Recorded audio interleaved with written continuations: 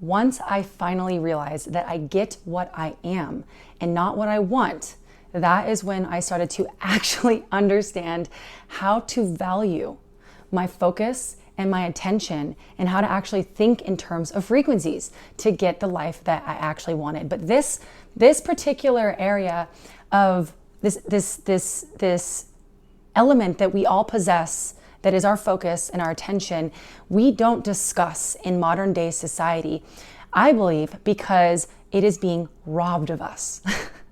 And so once I started to think in terms of frequencies, I started to see exactly how my life, the opportunities that I wanted, the career, the friendships, the health, was literally being robbed of me.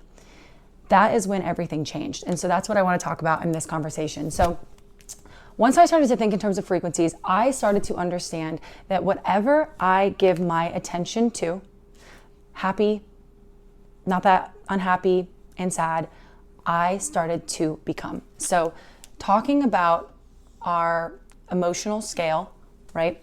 We have an emotional scale that is basically, this is a scale that represents emotions and their frequencies. So up here, if you know it, is joy. Down here is shame.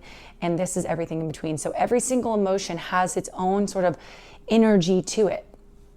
Now, what I didn't realize is that people who actually get shit done and have amazing lives and are doing the things that they love and are fulfilled, more or less really do live here most of the time.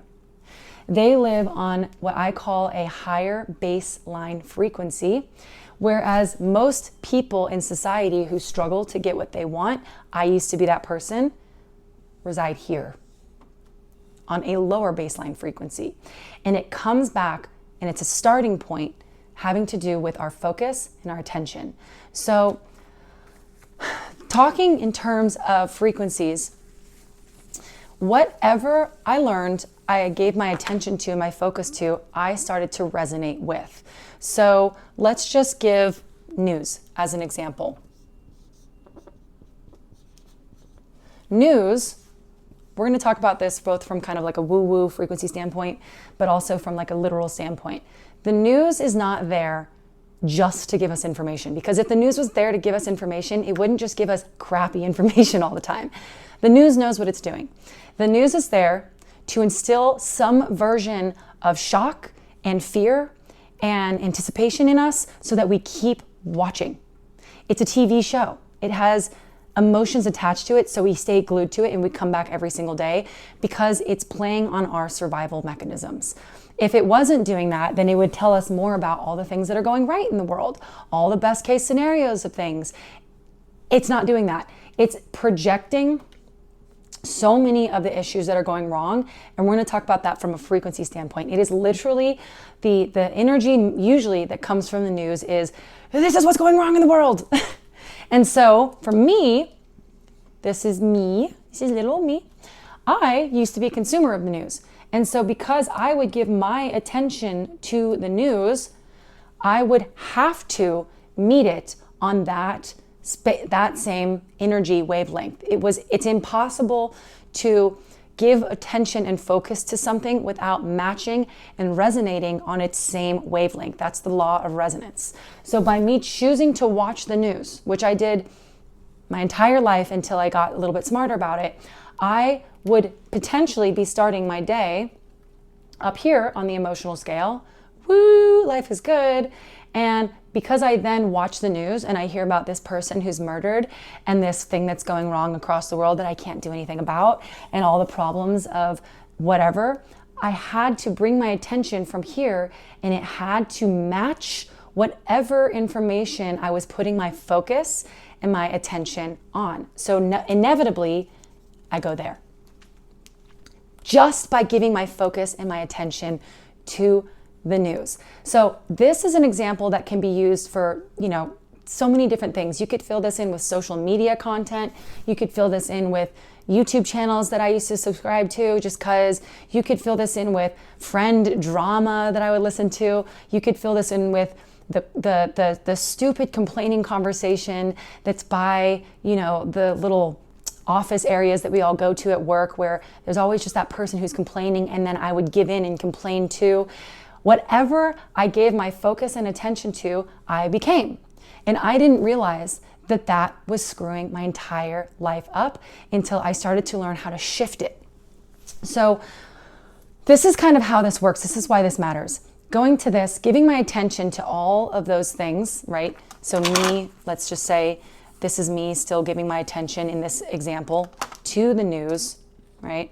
So I'm letting it into my world. I'm actually giving it my eyes, my ears, my focus, my attention.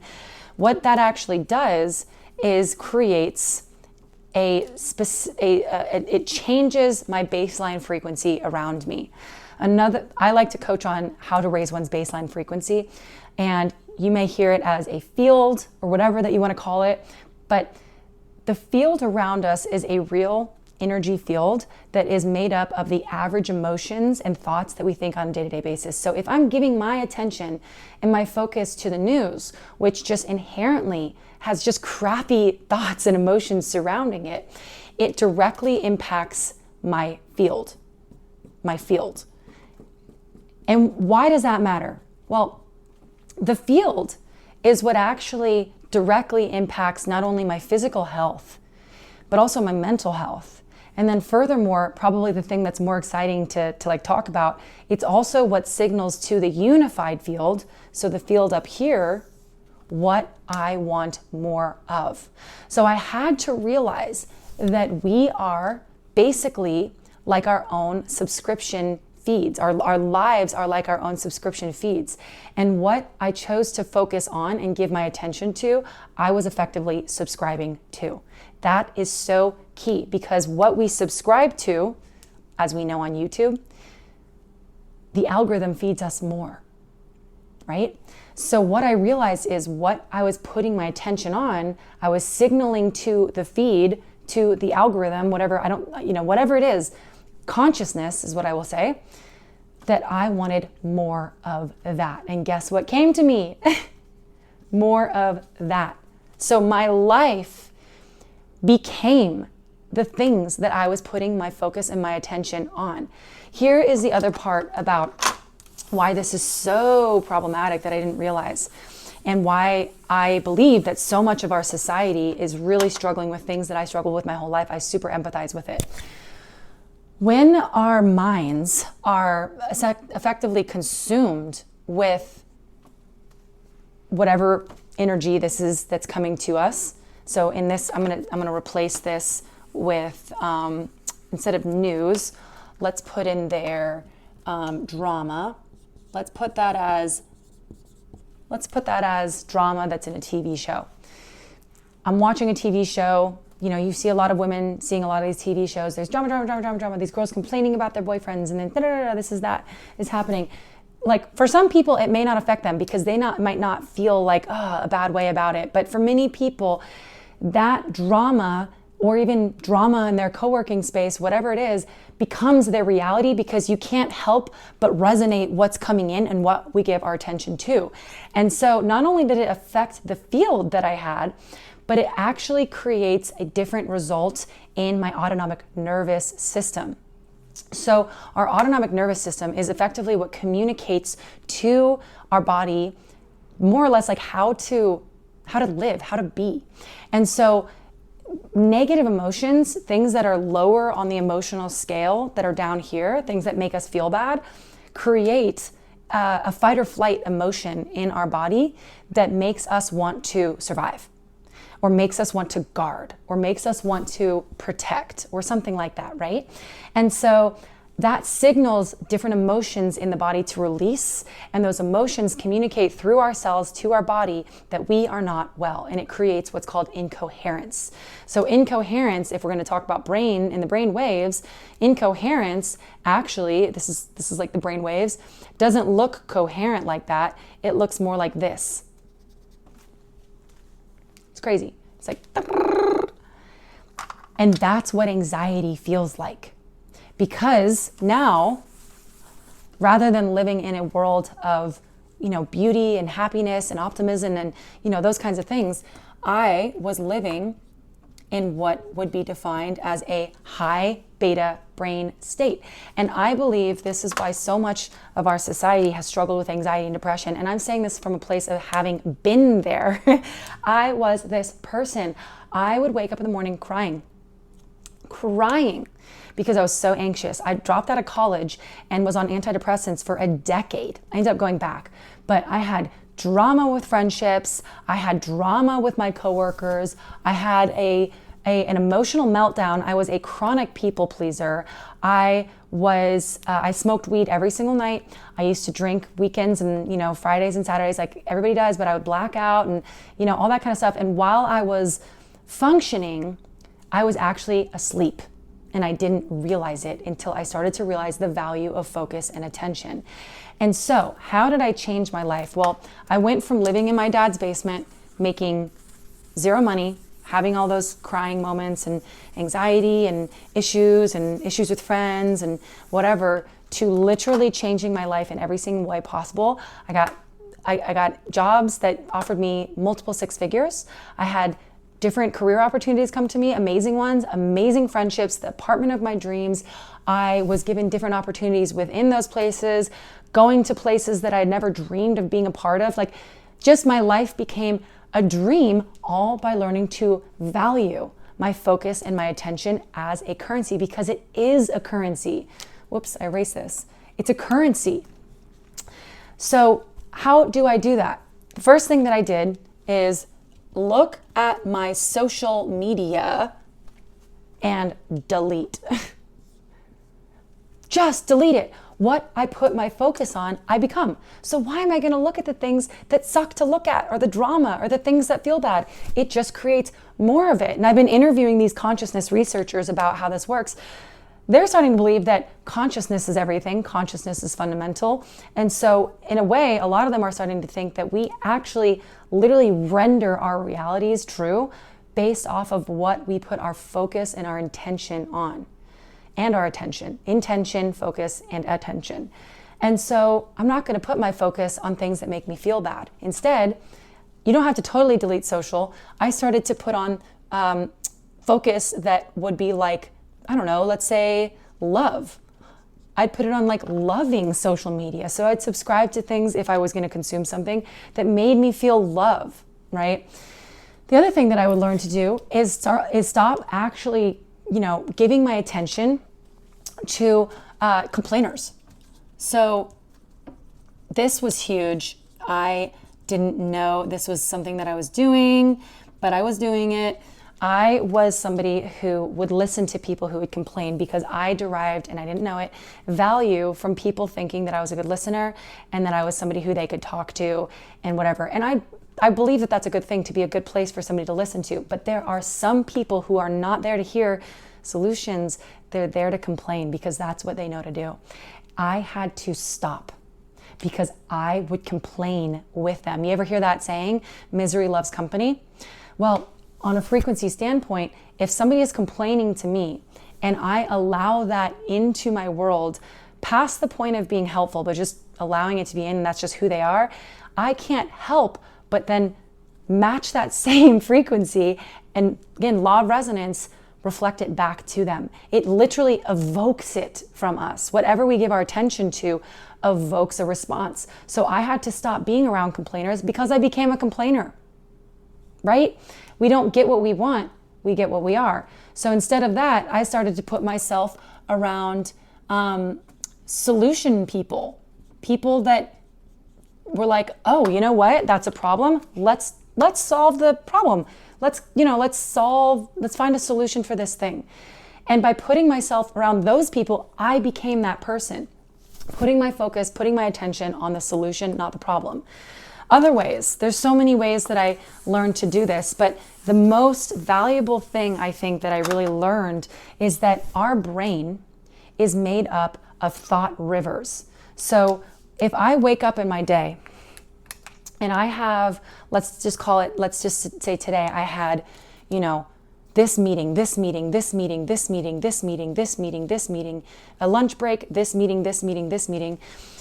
I have this is very common for what my life used to be. I would have all of these meetings in a day with different people. And then I'd have a lunch break where I'd probably hang out with people. And then I'd have more stuff to do after work. And then a lot of times I'd go hang out after work. I had no understanding that all of my focus and all of my attention was going to other people all the time. And I had no value of centering my own attention and my own energy on me. Oops, that's an arrow. I can never draw arrows well. I don't know what the problem is. I have this issue with drawing arrows.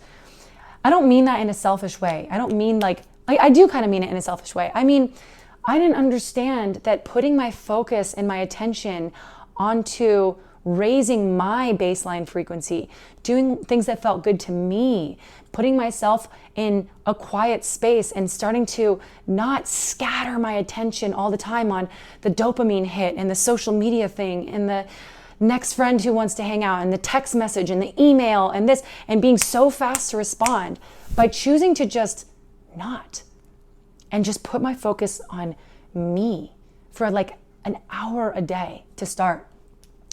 My field around me started to expand. It's a thing you can feel. It's palpable. You can feel this like bubbling of energy, this like of like growth of creative energy that comes about. But the problem is, in our society, we give so much of our focus and our attention to things, to the messages, the texts, the emails that demand our focus, demand our attention. We think it's normal because everybody's doing it, but it depleted me of my creative energy.